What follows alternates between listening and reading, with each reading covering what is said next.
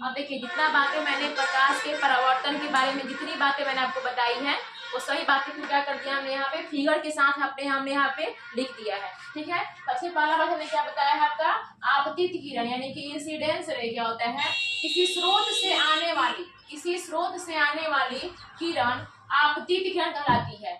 जब भी कभी किरण आएगी तो किसी न किसी स्रोत से आएगी, तो किसी स्रोत से आने वाली किरण कहलाती है आपका आपतित किरण कहलाती है। दूसरा है आपका परावर्तित किरण यानी कि रिफ्लेक्टेड रे, यह क्या होता है जिस माध्यम में चलकर आपतित किरण सतह पर आती है, मतलब मान चले कि आपका माध्यम है, सॉरी ये आपका क्या है आपका एक समतल जगह है यानी कि चिकनी सतह है। इस सतह में अगर माध्यम का यहाँ पूरा हवा भरा हुआ है तो पूरा हवा क्या होता है पूरा एक माध्यम है, हवा क्या है आपका माध्यम है। इस हवा में मैंने एक समतल दर्पण रखा हुआ है। अब आपका आपतित किरण किसी स्रोत से आएगी, किसी स्रोत से आपका आपतित किरण आएगी तो माध्यम क्या था उसके लिए, जिस माध्यम में आई वो माध्यम उसके लिए हवा था और दर्पण से टकराएगी और टकराने के बाद पुनः इसी माध्यम में जो आपका हवा माध्यम था पुनः इसी माध्यम में क्या कर देगी वापस लौट जाएगी। इसी को हम क्या बोलते हैं माध्यम में जो वापस लौट जाएगी, लौटने वाली जो किरण होती है उसको हम बोलते हैं प्रकाश का उसको क्या बोलते हैं हम परावर्तित किरण यानी कि रिफ्लेक्टेड रे बोलते हैं। यही बात हमने यहाँ पे लिखा है जिस माध्यम में चलकर आपतित किरण सतह पर आती है उसी माध्यम में लौट गई तो वह किरण परावर्तित किरण कहलाती है। माध्यम अलग नहीं होना चाहिए, ऐसा नहीं है कि हवा से आ रही है और पानी में घुस गई, ऐसा नहीं है। वहां पे माध्यम को फिर दो हो जाएगा, हवा अलग माध्यम है पानी अलग माध्यम है। तो हवा में आपका शीशा भी हो चाहिए, हवा में ही दर्पण से टकराएगी वो आपतित होगी। टकराने के बाद जिस बिंदु पर टकराएगी, देखिए जिस बिंदु पर टकराएगी उसे आपतन बिंदु कहेंगे और इसी बिंदु पर टकरा करके पुनः इसी माध्यम में हवा वाला जो माध्यम है इसी माध्यम वापस लौट जाएगी, उसे बोलेंगे परावर्तित किरण यानी कि रिफ्लेक्टेड रे। समझ गए? यहाँ पे देखिए हमने क्या लिखा है आपतन बिंदु यानी कि पॉइंट ऑफ इंसिडेंट। क्या बोलते हैं हम आपतन बिंदु को बोलते हैं पॉइंट ऑफ इंसिडेंस। जिस बिंदु पर आपतित किरण बताया है ना, जिस बिंदु पर यह स्रोत है यहाँ पे मान सूर्य है तो सूर्य से आने वाली प्रकाश की किरण जिस बिंदु पर आपतित किरण आपतित होती है, जिस बिंदु पर आपतित किरण सतह से टकराती है, सतह आपका है चिकनी सतह है, तो जिस बिंदु पर आपतित किरण सतह से टकराती है टकराने के बाद वो क्या करती है टकराती है उसे हम आपतन बिंदु कहते हैं। आपतन बिंदु पढ़ रहे हैं ना तो उसे आपतन बिंदु कहते हैं। अगला है आपका अभिलंब। क्या बताया हमने अभिलंब में दो डिफिनेशन बताया आपको। अभिलंब में हमने दो डिफिनेशन बताया। पहला किसी समतल सतह के किसी बिंदु पर खींचे हुए लंब को उस बिंदु पर अभिलंब कहते हैं। यह आपका समतल सतह है, इस समतल सतह के किसी भी बिंदु पर खींचे हुए लंब मतलब 90 डिग्री का कोण यानी कि लंब क्या कहते हैं हम अभिलंब कहते हैं। या फिर इसमें देखिए कि आपतित किरण मतलब कि आने वाली किरण और जाने वाली किरण के बीच खींचा गया एक नॉर्मल खींचा हुआ एक अभिलंब यानी कि एक लंब को क्या कहते हैं हम अभिलंब कहते हैं। आपतित किरण और परावर्तित किरण को अलग करने वाली लंब जो एक रेखा होती है, अलग करने वाली काल्पनिक रेखा होती है, उसे भी हम अभिलंब ही कहते हैं। तो याद रखिएगा, ठीक है। अब अगला क्या है आपका, क्या बताया था हमने आपतन कोण। तो क्या बताया है इसमें आपतन कोण यानी कि एंगल ऑफ इंसिडेंस। तो ये क्या होता है आपका आपतित किरण और अभिलंब बताया है ना, ये आपका आपतित किरण है और ये आपका अभिलंब है। तो आपतित किरण और अभिलंब के बीच के कोण क्या कहते हैं हम आपतन कोण।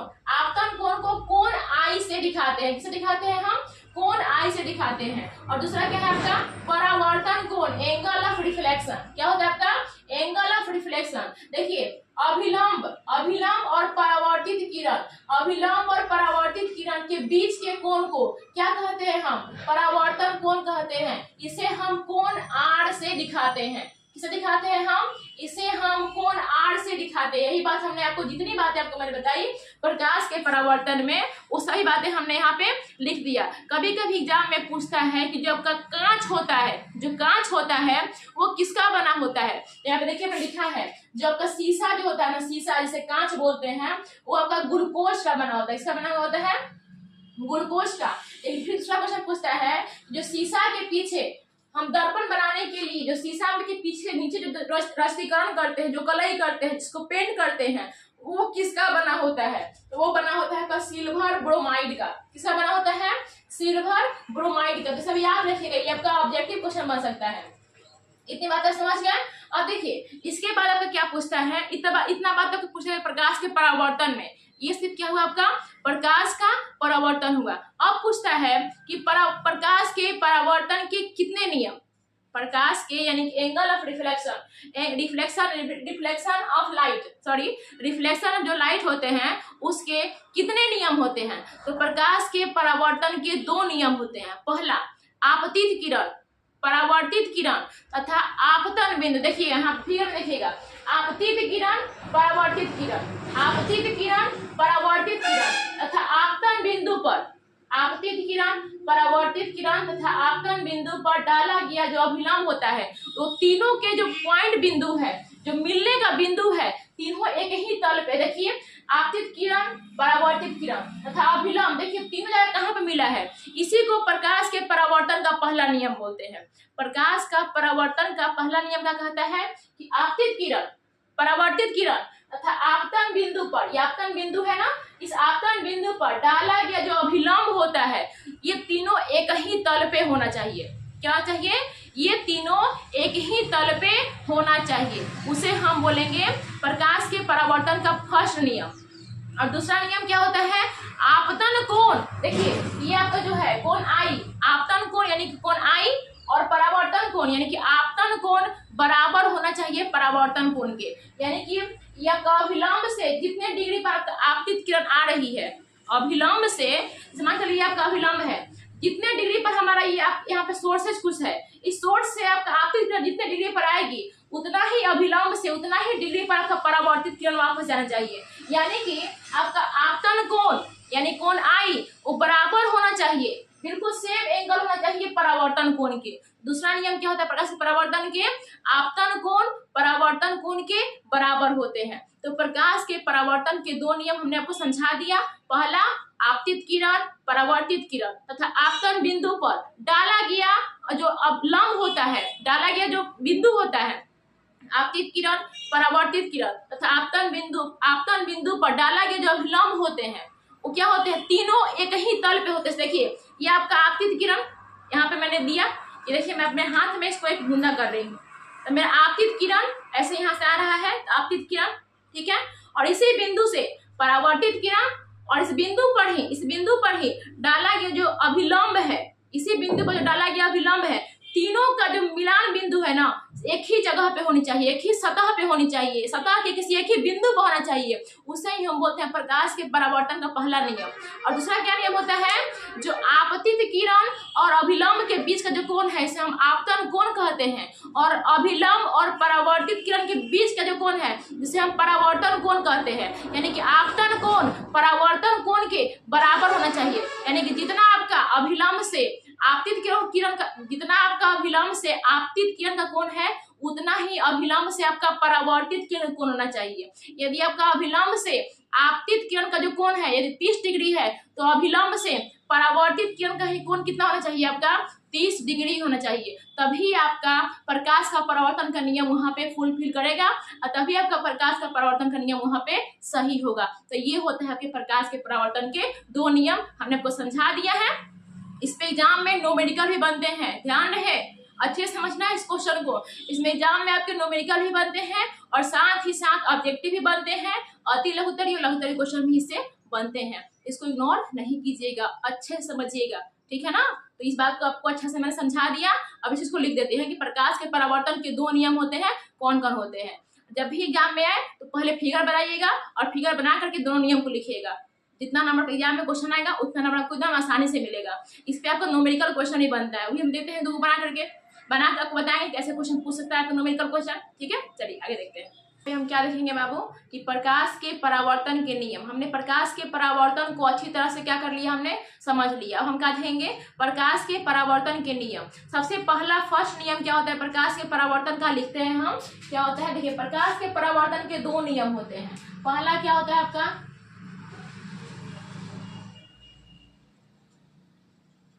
आपतित किरण, परावर्तित किरण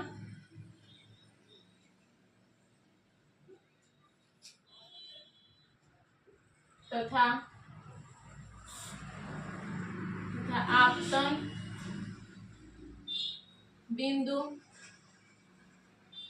बिंदु पर डाला गया अभिलंब तीनों एक ही तल पर होता है। एक ही तल पर होता है। सबसे पहले हम प्रकाश के परावर्तन के फर्स्ट नियम का फिगर बनाएंगे, क्या क्या कह रहा है। सबसे पहले एक हम समतल दर्पण लेंगे, ये ले लिया हमने, समतल दर्पण को कलई कर लिया। अब क्या करें, आपतित किरण, तो हम आपतित किरण को लेंगे। दूसरा कह रहा है परावर्तित किरण ले लेंगे, ये आपतित किरण और ये क्या है आपका परावर्तित। आपतित किरण, परावर्तित क्या है, आपतन बिंदु, जिस बिंदु पर आपका आपतित किरण टकराती है, इस सतह के जिस बिंदु पर आपका आपतित किरण टकराती है, इस बिंदु को हम बोलते हैं आपतन बिंदु। क्या बोलते हैं, आपतन बिंदु। इसको क्या बोलेंगे हम, आपतित किरण। आपतित किरण इसको क्या बोलेंगे हम, परावर्तित किरण। परावर्तित किरण, ठीक है। तो क्या हमने अभी 3 बातें में लिख दिया, आपतित किरण, परावर्तित किरण तथा आपतन बिंदु। देखिए, आपतित किरण, परावर्तित किरण तथा आपतन बिंदु पर, अब इसी बिंदु पर डाला गया अभिलंब क्या होता है, तीनों एक ही तल पर होते हैं। देखिए, ये है आपका अभिलंब, ये क्या है आपका अभिलंब। तो पढ़िए, आपतित किरण, फिर बोला है परावर्तित किरण तथा आपतन बिंदु पर डाला गया अभिलंब, ये क्या है आपका अभिलंब। देखिए, आपतित किरण का, परावर्तित किरण का तथा अभिलंब का, तीनों का जो तल है, जो तल बिंदु है, जो आपका कटान बिंदु है, क्या है, बिल्कुल एक ही है। ऐसा नहीं होता है, कैसे आपने फिगर बनाया, इधर आपतित, इधर परावर्तित, इधर कहीं आपका अभिलंब हो गया, गलत है, ये आपका गलत है, ये आपका आपतित, ये परावर्तित, ये आपका क्या अभिलंब, ये गलत है। यह प्रकाश के परावर्तन का फर्स्ट नियम फॉलो नहीं करता, इसलिए क्या है, यह गलत है, ऐसा नहीं होता है। कैसा होता है, आपतित किरण, परावर्तित किरण तथा आपतन बिंदु पर डाला गया जो अभिलंब होता है, ये तीनों तल, आपको जो ऊपर दिख रहा है तीनों तल, 1 2 3, ये तीनों एक ही बिंदु पर, एक ही तल पर होता है, उसे हम क्या कहते हैं, प्रकाश के परावर्तन का फर्स्ट नियम का होता है। दूसरा क्या होता है, दूसरा होता है आपका आपतन कोण। आपतन कोण यानी कि कोण आई, आपतन कोण, परावर्तन कोण यानी इसको लिख सकते हैं कोण आर। आपतन कोण परावर्तन कोण के बराबर, आपतन कोण परावर्तन कोण के बराबर होता है। क्या होता है आपका, यानी कि कोण आई जो होता है वो बराबर होता है कोण आर की, यानी कि आपतन कोण जो होता है परावर्तन कोण के बराबर होते हैं। तो देखिए, यहाँ पे जब आपतन कोण क्या बनता था, कोण आई, और इधर क्या बना आपका परावर्तन कोण, कोण आर। तो जितना डिग्री अभिलंब से, जितना डिग्री आपका आपतन कोण होगा, अभिलंब से, मान चलिए कि आपका अभिलंब है, तो अभिलंब से जो आपतन कोण कितना का 60 डिग्री है, तो ये भी अभिलंब से परावर्तन कोण जो परावर्तन जो कोण भी कितना होगा, 60 डिग्री होगा। यानी कि जितना कोण आई होगा उतना ही कोण आर होगा। कहाँ से, अभिलंब से। देखिए, मैं जब भी आपको माप रही हूँ तो कहाँ से माप रही हूँ, अभिलंब से कोण को माप रही हूँ। तो अभिलंब से आपतित किरण के बीच का जो कोण है, अगर 60 डिग्री है, तो अभिलंब से परावर्तित किरण के बीच का कोण भी कितना होना चाहिए, 60 डिग्री होता है। यही आपका सेकंड नियम कहता है, यानी कि आपतन कोण परावर्तन कोण के बराबर होते हैं। यदि आपका अभिलंब से यदि आपतन कोण का जो मान है यदि 30 डिग्री है, तो आपका अभिलंब से परावर्तन कोण का मान भी 30 डिग्री होगा। यही आपका कह रहा है प्रकाश के परावर्तन का सेकंड नियम, यानी कि कोण आई बराबर कोण आर होता है। कोण आई कहाँ से मापते हैं, हम अभिलंब से मापते हैं। कोण आर भी कहाँ से मापते हैं, अभिलंब से ही मापते हैं। कोण आई जो होता है अभिलंब से आपतित किरण के बीच कोण होता है, और कोण जो आर होता है वो अभिलंब से परावर्तित किरण के बीच का कोण होता है। ये बात आप अच्छी तरह समझ गए होंगे। अब देखिए, इसमें न्यूमेरिकल भी पूछता है। क्या होता है, न्यूमेरिकल कैसे पूछेगा कि कोई कोई किरण, क्या पूछेगा आपका, क्या क्वेश्चन पूछेगा कि कोई किरण किसी स्रोत से आती हुई प्रकाश की किरण, मतलब कोई आपतित किरण दर्पण से टकराने के बाद अभिलंब से, क्या क्वेश्चन पूछेगा आपका, कोई किरण है आपका, क्या है, कोई किरण है, वह अभिलंब से, कोई किरण, कोई आपतित किरण, मानिए कोई आपतित किरण यदि अभिलंब से 50 डिग्री का कोण बना रही है तो वह परावर्तन के बाद अभिलंब से कितने डिग्री कोण बनाएगी, कितने डिग्री कोण बनाएगी, तो 50 डिग्री का ही बनाएगी। क्यों बनाएगी, क्योंकि कोण आई जो होता है कोण आर के बराबर होता है। इसीलिए आपतित किरण यदि अभिलंब से 50 डिग्री कोण बना रही है तो परावर्तन के बाद भी वो कितने डिग्री कोण से वापस जाएगी, 50 डिग्री से जाएगी। पहला क्वेश्चन ये बढ़ गया। दूसरा क्वेश्चन आपको क्या बनता है, यहाँ पे देखिए, अब कोई किरण, कोई आपतित किरण, क्या क्वेश्चन पूछेगा, कोई आपतित किरण, कोई आपतित किरण समतल सतह से या फिर किसी चिकनी सतह से यदि 60 डिग्री कोण बनाती है, कोई आपतित किरण किसी चिकनी सतह से 60 डिग्री का कोण बनाती है तो परावर्तन के बाद वह कितने डिग्री से आगे बढ़ेगी, कितने डिग्री कोण से वो आगे बढ़ेगी। तो बच्चा लोग क्या कर देगा, खुश हो जाएगा, 60 डिग्री, वाह मैंने तो सही मार करके आ गया। लेकिन हम हमारी बात को ध्यान समझा नहीं, मैंने अभी तक पढ़ाया जितना भी प्रकाश के परावर्तन के नियम पढ़ाए, प्रकाश का परावर्तन बताया, मैंने आपतन कोण परावर्तन को मैंने समतल से नहीं लिया, ऐसे मैंने कभी नहीं बताया कि आपका आपतन कोण है तो ये आपका कोण आई है, ये कोण आई है और ये क्या है आपका कोण आर है, मैंने कभी नहीं बताया, ये तो गलत है। आपका सही क्या है, सही ये चीज है कि आपका हम जब जो भी कोण लेंगे हम अभिलंब से लेंगे, अभिलंब से आपतित किरण के बीच का कोण को आपतन कोण कहते हैं। तो ये जो आपका प्रकाश आ रहा है, क्या क्वेश्चन है, किसी स्रोत से जो आपतित आने वाली जो आपतित किरण है वह दर्पण से यानी कि सतह से, दर्पण की सतह से 60 डिग्री कोण बनाती है, तो कह रहा है कि परावर्तन के बाद वह कितने डिग्री से वापस जाएगी। सबसे पहले इसमें अभिलंब खींचेंगे, जब अभिलंब खींचेंगे तो पूरा कितना डिग्री कोण हो जाएगा, ये 90 डिग्री कोण बनेगा। तो 90 में से पहले सतह वाला कोण को हटाएंगे हम, तो कितना हो जाएगा आपका 30, यानी कि ये जो कोण आपका बनेगा, जब ये 30 है यानी कि कोण आई 30 है तो कोण आर भी कितना होगा 30। और बच्चा लोग 60 मार करके मुस्कुरा रहा है, खुश है एकदम कि वाह कितना अच्छा काम हम करके आ रहे हैं। गलती मारेगा ऊपर से खुश हो जाएगा कि वाह हमने तो कितना अच्छा से प्रकाश का परावर्तन पढ़ रखा है, कि क्वेश्चन पूछा है कि सतह 60 डिग्री कोण बना रही है और आपने परावर्तन के बाद सतह 60 डिग्री कोण बना दिया, तो ये गलत बात है। प्रकाश की जो आपतित किरण होती है वो सतह से कोण बना रही है कितना डिग्री का, 60 डिग्री का। सबसे पहले हम निकालेंगे कि वो अभिलंब से कितना बनाएगी, तो अभिलंब से सतह के बीच का कोण अगर 90 डिग्री है, अभिलंब से सतह के बीच का कोण यदि 90 डिग्री है तो 90 में से पहले सतह वाला कोण को घटा देंगे तो कितना आएगा आपका, अभिलंब से आपतित किरण के बीच का कोण आएगा कितना डिग्री, 30 डिग्री। और यही जितना ये उतना ही ये, ठीक है। तो 30 डिग्री अगर आपतित किरण है तो परावर्तित किरण का भी क्या होगा, अगर इसका आंसर क्या होगा, सही आंसर क्या होगा आपका 30 डिग्री होगा। यानी कि क्वेश्चन ने क्या पूछा कि कोई किरण, कोई आपतित किरण सतह से यदि 60 डिग्री का कोण बना रही है तो परावर्तन के बाद वह 30 डिग्री के कोण से वापस जाएगी, कितने डिग्री कोण से वापस जाएगी, अभिलंब से 30 डिग्री कोण बनाते हुए वापस जाएगी। दूसरा क्वेश्चन ऐसा ही पूछेगा कि कोई प्रकाश की किरण, कोई आपतित किरण यदि सतह से 50 डिग्री कोण बना रही है, सतह से 50 डिग्री कोण बना रही है तो परावर्तन के बाद वह कितने डिग्री कोण से आगे जाएगी, तो कितने डिग्री कोण से आगे जाएगी, 40 डिग्री से।